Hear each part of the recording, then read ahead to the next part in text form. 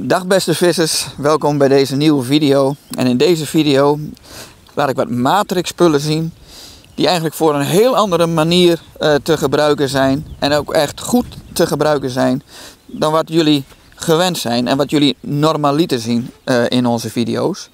Nou, ik vis vandaag met 2 weklerhengels op zilt. En we hebben echt een ongelofelijke mooie ochtend gehad. Kijk maar mee.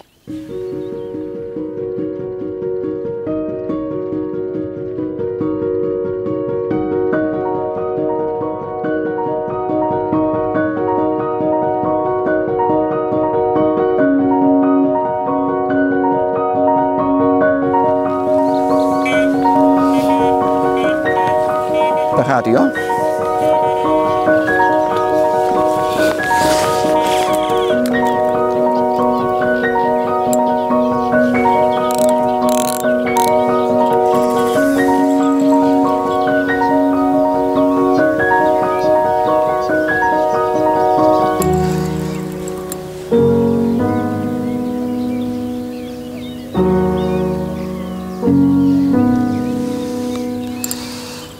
Een zilt.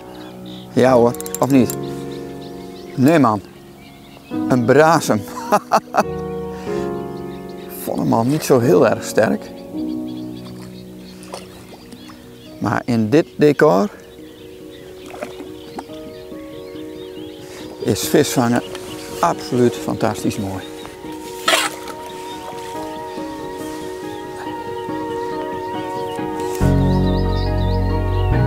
De heldere zandafgraving, daar zijn ze meestal zo mooi donker. Echt een oudje. Wie weet hoe oud zo'n vis is. Misschien wel 30 jaar oud, wie zal het zeggen.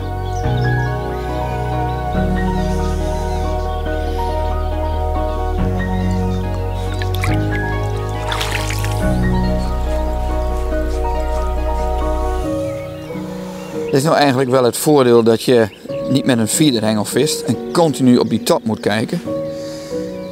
Als ik beet heb, dan hoor ik het.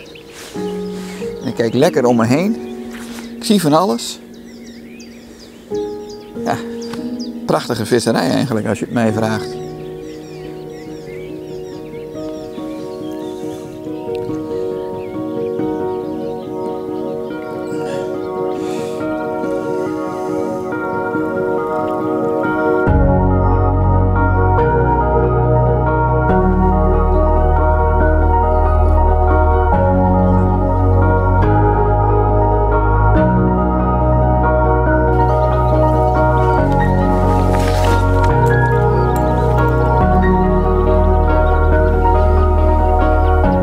Dit nou weer is.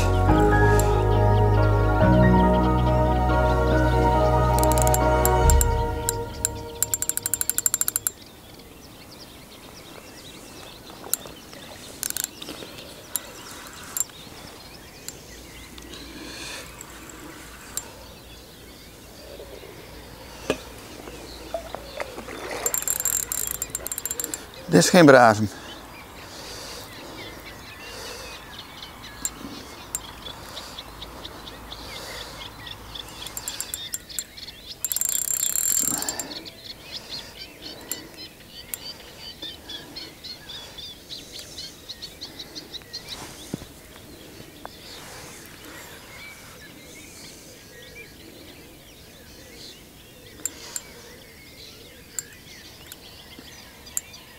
Zo'n kracht. Niet normaal joh.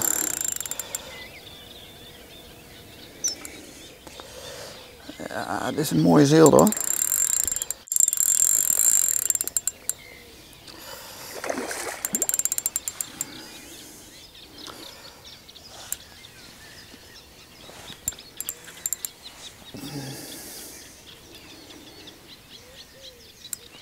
Hopsakee. En een hele beste. Echt een hele beste zilt. Wat een bak joh. De dag is al geslaagd, nog niet eens een uur gevist. Zo. Dit is een pb'tje voor Quint. Ik heb geen meetlint of unster bij me. Het maakt me ook niks uit. Maar ik vis nooit zo heel erg vaak op zilt. Maar Dit is toch wel een echte. Hij is gewoon moddervet. Hij is echt moddervet. Qua lengte valt het wel mee, maar... Wat een mooi beestje, joh. Moet je zien.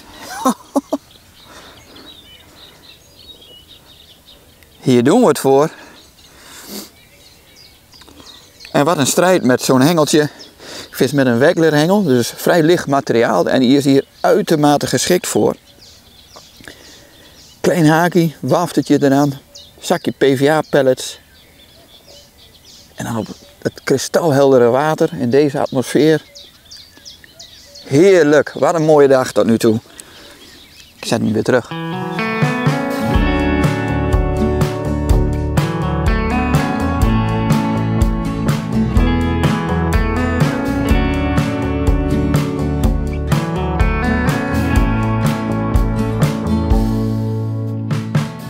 Chaos.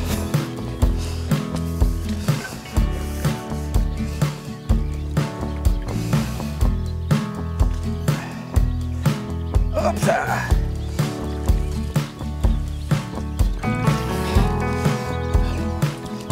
Hijsen. Ochtendstond heeft brons in de mond. Kijk eens.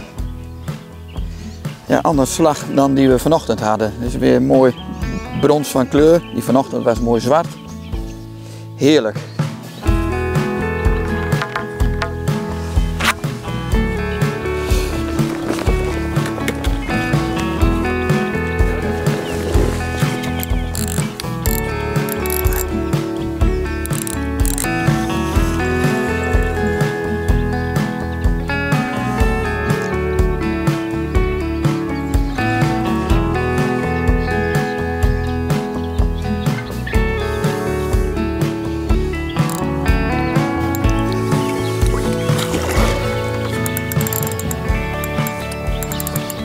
Ook een zeelt, een wat kleinere.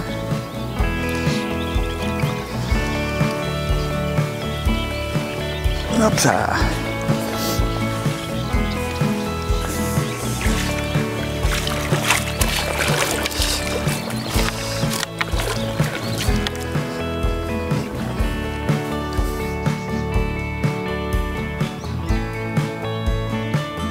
Bijzonder mooie vis. Nou, op dit type water en zoals vandaag op de statische manier van vissen, ja, dan zijn we toch een beetje doelgericht bezig op die allergrootste witvis. Die grote brazen en die grote zeelt. Nou, wanneer je instant gaat vissen, dus 's ochtends aankomen en een voerplekje gaat opbouwen, ja, dan ben je wel heel erg veel van de factor geluk afhankelijk. En dat geluk, dat probeer ik af te dwingen door middel van voorvoeren. Nou, jullie hebben dat wel vaker van mij gezien. En zeker op dit soort wateren, wanneer ik dus echt achter die grootste witvissen aan het jagen ben, voer ik de stek altijd minimaal een dag van tevoren aan. Ik gebruik daarvoor een spomp. Een spomp, ja, die vul je met voer, die werp je erin. Als je het water raakt, dan klap je open. En op die manier kun je vrij vlot toch wel een behoorlijke hoeveelheid voer brengen. Ik gebruik daarvoor gewoon een zware karperhengel, karpermolen, gevlochten draad. En dat is eigenlijk mijn setup. Ik gebruik dit heel erg vaak in mijn visserij. Dit is echt een ideale combi om een goede voerplek te maken. Nou, ik peil de bodem af, zoek een mooi taluut op. En wat ik vervolgens doe, en zeker voor het vissen op zeelt, dat hoeft allemaal niet zo heel erg compact. Ik werp gewoon een beetje in een streep, op verschillende lengtes maak ik een voerplek. Zodat ik de volgende ochtend, als ik ga vissen, niet precies dat ene plekje hoef terug te vinden. Nou, waar voer ik dan mee?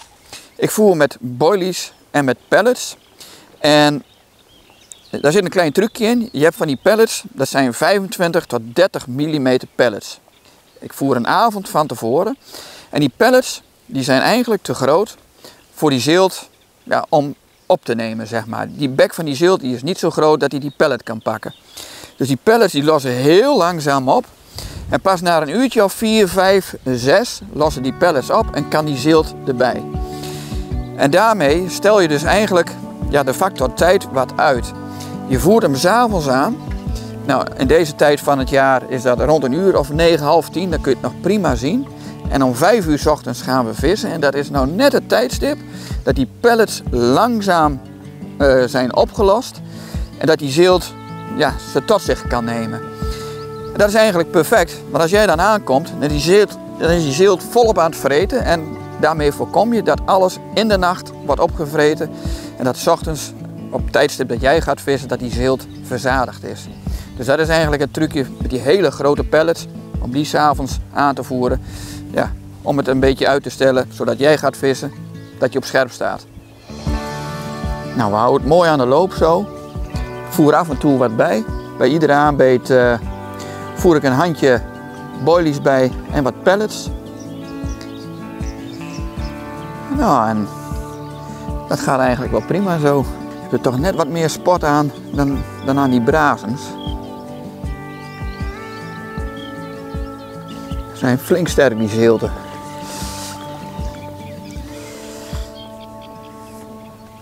Hopsakee.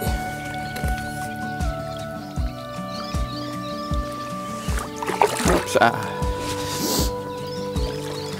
Nou, 3 zilten van deze ochtend.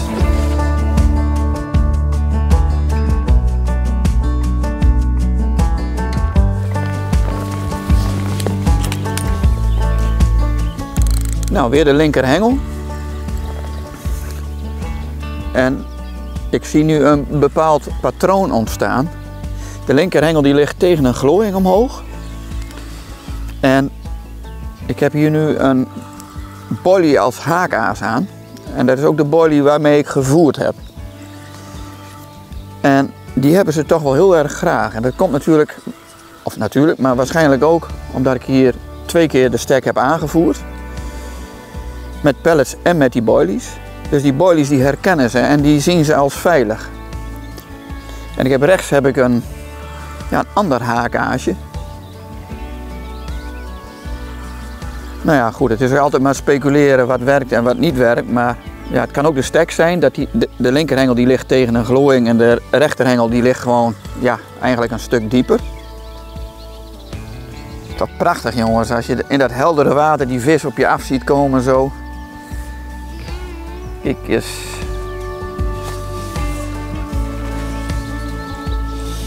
Nou, deze is wel heel erg mooi. Geen schubje verkeerd. En weer terug. Kilootje of 3 schat ik hem in. Nou, met deze weglerhengels vis ik op een 30-40 meter afstand. En het bijvoeren, dat doe ik met de traditionele werpbuis. En dan met boilies van 12 mm en pellets van 14 mm. Ja, en dit formaat aas kun je met de werppijp ook op zo'n 30-40 meter afstand krijgen. Het voer laat ik mooi verspreiden over een groot oppervlakte. Net als het aanvoeren met de spot, wat ik gisteravond heb gedaan. Ik voer verspreid zo'n spot. En waarom doe ik dat? Ik vind wanneer je een compacte plek hebt voor zilt. Die zilten die zijn toch wel vrij nerveus. Het zijn schrikkerige vissen. En wanneer je een compacte plek hebt en je haakt daar een zilt. En er zwemmen een aantal zilten daaromheen. Wanneer je 1 haakt, dan schrikt de rest daar ook van. En ja, dat vind ik toch wat nadelig. Wanneer je een verspreide voerplek hebt, dan laat je die vissen, die trek je eigenlijk een beetje uit elkaar. En die gaan ook verspreid van elkaar azen. En wanneer je dan een vis haakt, dan heb je minder kans dat er andere zilten daarvan schrikken. En dat is eigenlijk een beetje de achterliggende gedachte waarom ik op dit soort wateren en specifiek op zilt toch wat de voerplek wat ruimer opzet.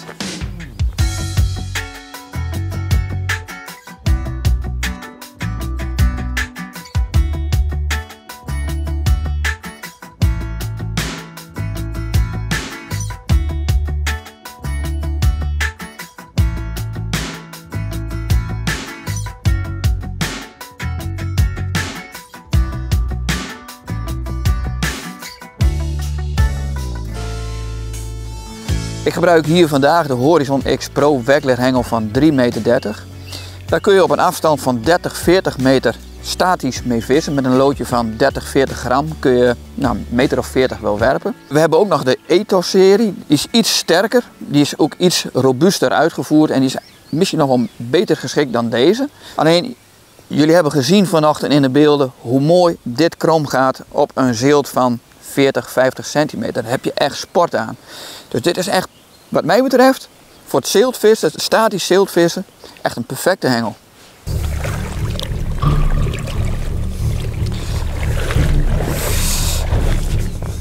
Mooie dikke zilt ook weer.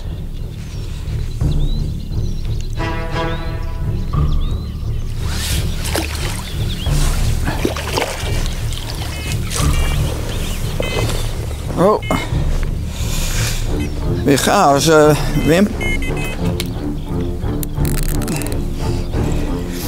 De linkerhengel goed aan de loop nu.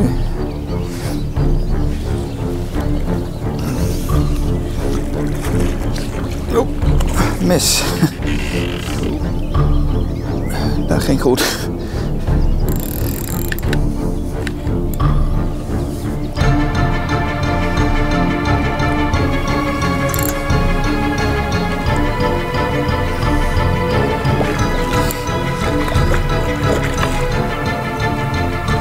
Ja.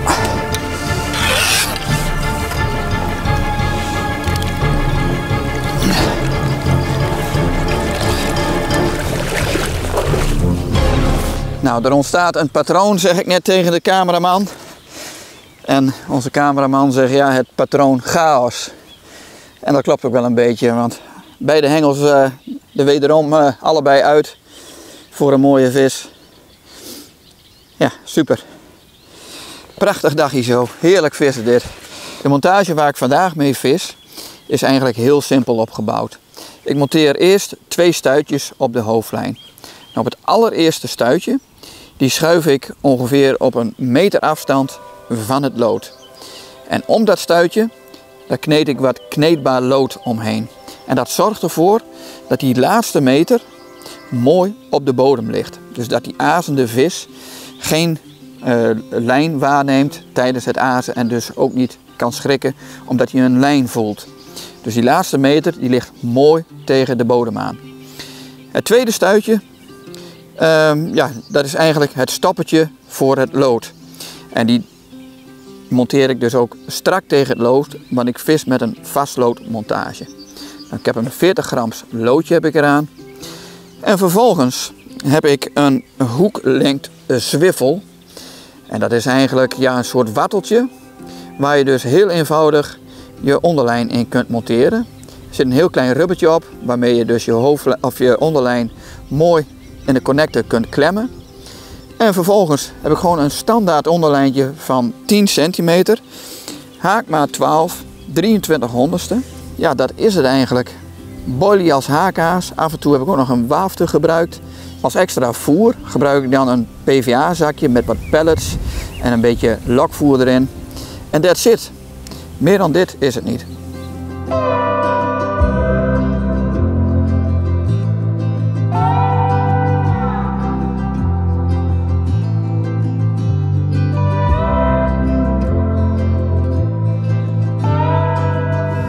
Er staat redelijk wat wier daar aan de linkerkant. En daar duiken ze iedere keer naartoe.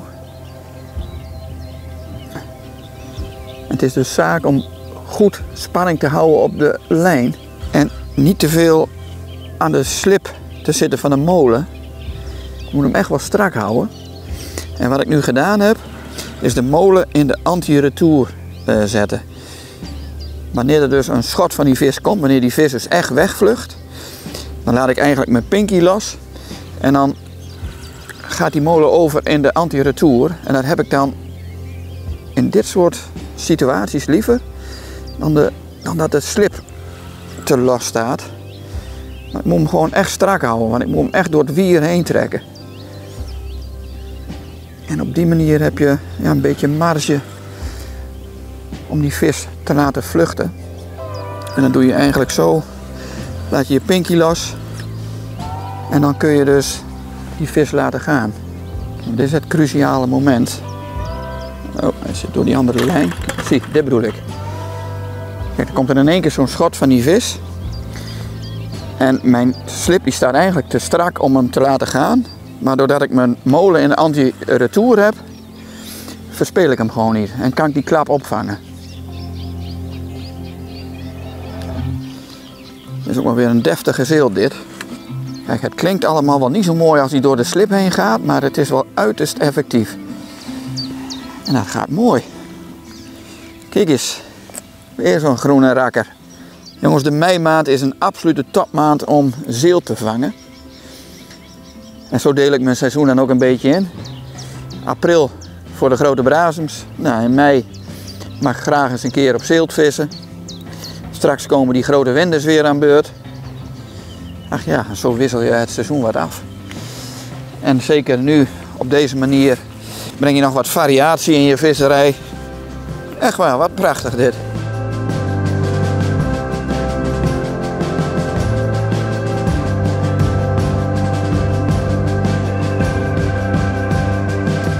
Nou, er wordt heel veel met de method feeder op zeelt gevist. En ik ben eigenlijk groot fan van de PVA zakjes. Nou, ik zal een beetje waarom ik hier fan van ben proberen uit te leggen. Ja, door het gebruik van die PVA zakjes heb je eigenlijk meer vrijheid om verschillende soorten voer te gebruiken, maar ook verschillende hoeveelheden voer te gebruiken. Zoals hier heb ik bijvoorbeeld een PVA zakje gevuld met lokvoer. Dat lokvoer heb ik gisteravond nat gemaakt, laten indrogen. Want als je echt kleddernat lokvoer gebruikt in een PVA zakje, ja, PVA dat lost op in water. Ga je daar nat lokvoer in brengen, dan is het, ja, dat wil niet. Dus redelijk uitgedroogd lokvoer. Nou, hier heb ik bijvoorbeeld een PVA zakje met droge harde 4 mm pellets. Nou, je ziet gewoon aan de hoeveelheid, daar kun je heel leuk mee spelen. Afhankelijk van de bijtlust gebruik ik soms ook hele kleine PVA zakjes. En heb ik nou bijvoorbeeld hinder van kleine witvis, nou, dan vul ik gewoon mijn PVA zakje met 14 mm harde pellets. Nou, ja, die mogelijkheden die heeft eigenlijk de method feeder niet helemaal. En vandaar dat ik hier bij het vissen op zilt en wat grotere witvis toch altijd kies voor die PVA zakjes. Dat bevalt mij zeer goed. En zoals vandaag ook, we hebben een vis of 10 gevangen. We hebben ook maar 10 worpen gemaakt. Dus heb je aan 10 PVA zakjes heb je eigenlijk ook al genoeg.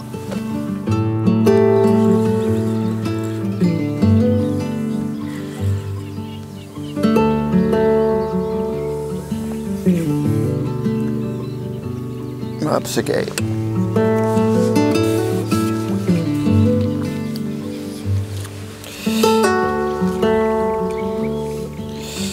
Nou.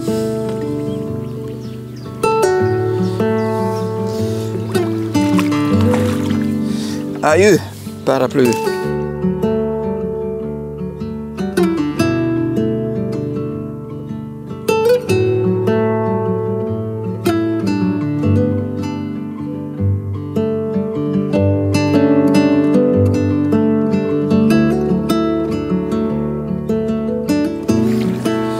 Nou, zo'n waadbroekje is ook ideaal.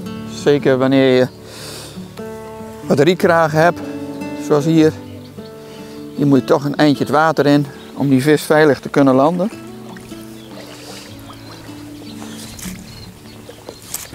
En dit is ook weer een hele mooie brazem.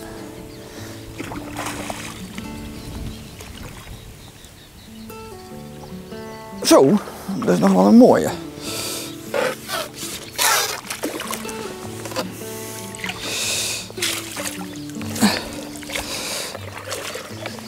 Een goede rug op. Een mannetje ook nog, want er zit nog wat hom in. En dat hom dat heb ik nu om de neus heen. Het is 26 mei vandaag, paasjarig. En dan nog een brazem vangen met hom. Dat geeft maar aan hoe koud het voorjaar is geweest en dat nog niet alle vis is afgepaaid. Schitterend beest.